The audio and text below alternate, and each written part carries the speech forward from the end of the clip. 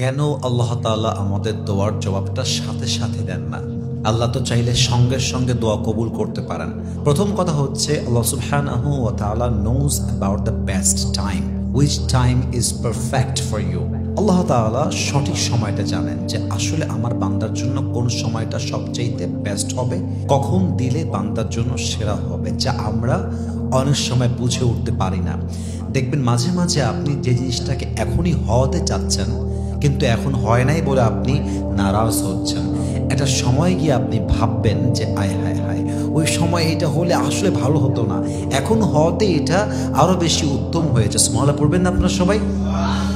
আল্লাহ তাআলা বলছেন ওয়াসা আন তাকরাহু শাইআন ওয়া হুয়া খায়রুল লাকুম ওয়াসা আন তুহিব্বু শাইআন ওয়া হুয়া শাররুল লাকুম।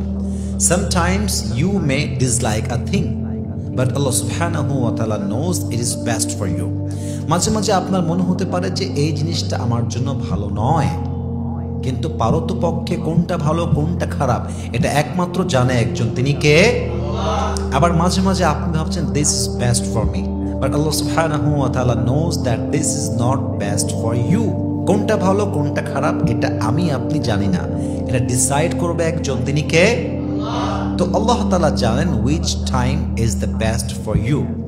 সো আল্লাহ তাআলা দোয়া কবুল করছেন না মানে ব্যাপারটা দোয়া কবুল করবেন না তা নয়, বরং কোন টাইমটা বেস্ট, কোন সময় দিলে আপনার লাভ হবে এটার জন্যই আল্লাহ তাআলা মূলত সঙ্গে সঙ্গেই দোয়ার জবাবটা দেন না। পড়েন সবাই সুবহানাল্লাহ। 2 নাম্বার, মাথায় রাখবেন দোয়ার জবাব যদি সাথে সাথে কবুল না হয় মাথায় রাখতে হবে যে আল্লাহ তাআলা ডিলেই করেন বাট ডিনাই করেন না। এর অর্থ হচ্ছে আল্লাহ দেরি করান বাট আল্লাহ দোয়াটাকে কবুল করেন নাই, ব্যাপারটা এরকম না। দেরি হতে পারে বাট আল্লাহ অস্বীকার করেন না। মাথায় রাখতে হবে কখনো কখনো বান্দা দোয়া করার সাথে সাথেই পেয়ে যায়, কখনো বান্দা দোয়া করার পরপর পায় না, দেরিতে পায়। আবার কখনো কখনো আল্লাহ তাআলা দোয়াটা দুনিয়াতে কবুলই করেন না, বরং এই দোয়াটাকে আল্লাহ তাআলা রেখে দেয় কিয়ামতের কঠিন ময়দানে। ওই বান্দার দোয়া ওই সময় কবুল হয় নাই, আল্লাহ দোয়াটা কবুল করে কিয়ামতের দিনে, এবং বেশিরভাগ বান্দাকে আল্লাহ তাআলা এটার ওয়াসিলা করে জাহান্নামী থেকে জান্নাতি বানায় দেয়। সুবহানাল্লাহ পড়বেন না আপনারা সবাই? তো আপনার দোয়াটা কবুল হতে ডিলে হতে পারে বাট এটা ডিনাই আল্লাহ করেন নাই, এটা আল্লাহ আপনাকে একদিন না একদিন দিবেন। বলেন সবাই ইনশাআল্লাহ। 3 নাম্বার, আল্লাহ তাআলা মাঝে মাঝে দোয়া কবুল করতে দেরি করেন, এর কারণটা হচ্ছে যে পরীক্ষা। দোয়া কবুল করতে দেরি হয় এর কারণটা হচ্ছে আল্লাহ পরীক্ষা করতে চায় যে আমার বান্দা এই অবস্থায় কি করে। কোরআনে আল্লাহ তাআলা বলেছেন ওয়াসবির ওয়া মা সাবরুকা ইল্লা বিল্লাহ, ধৈর্য ধারণ করো, এবং ধৈর্য ধারণ করাটাই হচ্ছে আল্লাহকে পাওয়ার সবচেয়ে বড় মাধ্যম। সুবহানাল্লাহ পড়বেন না আপনারা? তো দোয়া কবুল হচ্ছে না মানে যে আমরা আল্লাহকে ব্লেম করব, আল্লাহকে নিয়ে বাজে চিন্তা করব, বাজে কথা বলবো, ব্যাড কমেন্ট করব, it doesn't mean like that.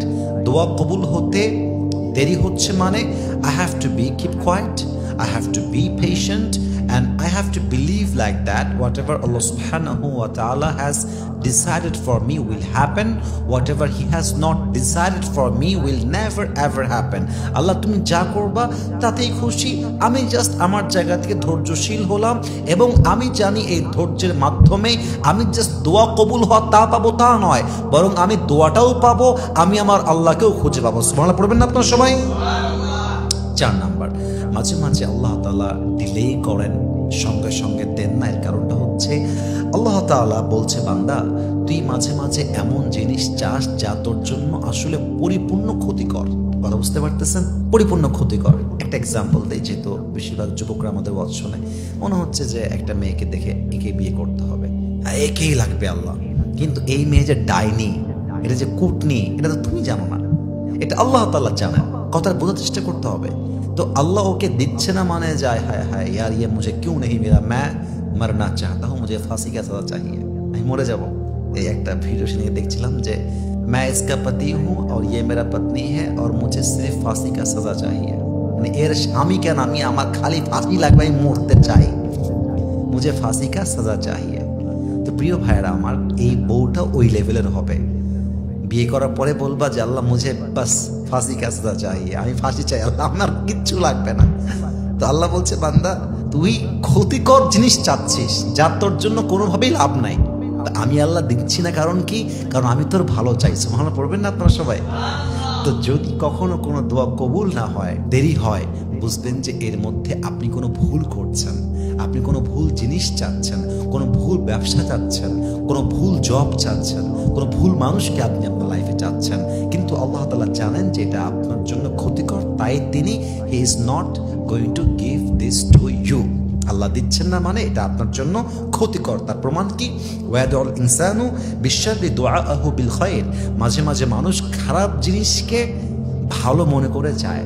ওই যে এক্সাম্পল দিলাম, একে বিয়ে করতে হয় মানে কি, এটাই আমার জন্য বেস্ট, বাট এটা সে বেস্ট মনে করে চাচ্ছে, এটা আসলে বেস্ট নয়, এটা তার জন্য খারাপ জিনিস, এটা তার জন্য ক্ষতিকর, এটা তার জন্য লাভজনক নয়, বাট এটা সে জানে না, এটা জানে একজন, তিনি কে? তাই আল্লাহ তাআলা বলছে, বান্দা তোর দোয়া কবুল করছি না এর কারণ তুই যা চাচ্ছিস এটা আসলে তোর জন্য কল্যাণকর নয়। সর্বশেষ আল্লাহ চায় যে বান্দা তোর দোয়া যদি আমি এখনই কবুল করে নেই, তুই তো আমাকে আর ডাকবি না, তুই তো আমার কাছে আর দোয়া করবি না, তুই তো আমাকে ভুলে যাবি। আল্লাহ চায় যে আপনি আল্লাহকে ডাকেন। দুনিয়ার মানুষের ন্যাচারটা হচ্ছে আপনি একবার চাবেন দিবে, দুইবার চাবে একটু চোখ মুখ রাঙাবে, তিনবার চাবেন বিরক্ত হয়ে যাবে। আর আল্লাহর ন্যাচারটা হচ্ছে বান্দা যতবার চায় আল্লাহ তত বেশি খুশি হয়। সুবহানাল্লাহ পড়ে সবাই আপনারা।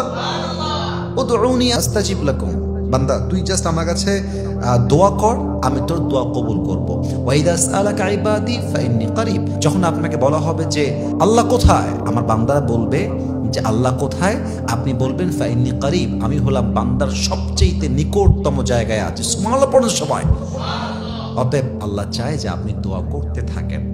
এজন্য দোয়া যদি সঙ্গে সঙ্গে কবুল না হয়, হতাশ হওয়ার কোনো কারণ নেই, কমপ্লেনের কোনো কারণ নেই। হয় এর মধ্যে কোনো কল্যাণ রয়েছে, অথবা আল্লাহ চায় আপনি আল্লাহকে ডাকেন, আল্লাহ চায় আপনাকে পরীক্ষা করতে, আল্লাহ চায় আপনার ধৈর্য পরীক্ষা করতে, আল্লাহ বোঝাতে চায় বান্দা এটা এখন না পেতে পারিস, বাট কিয়ামতের কঠিন ময়দানে এই দোয়ার মাধ্যমে তোর উপকার করবে একজন, তিনি কে? আল্লাহ তাআলা আমাদের সবাইকে মানা বোঝা এবং আমল করার তৌফিক দান করুক। আমরা সকলে পড়ছি আমিন।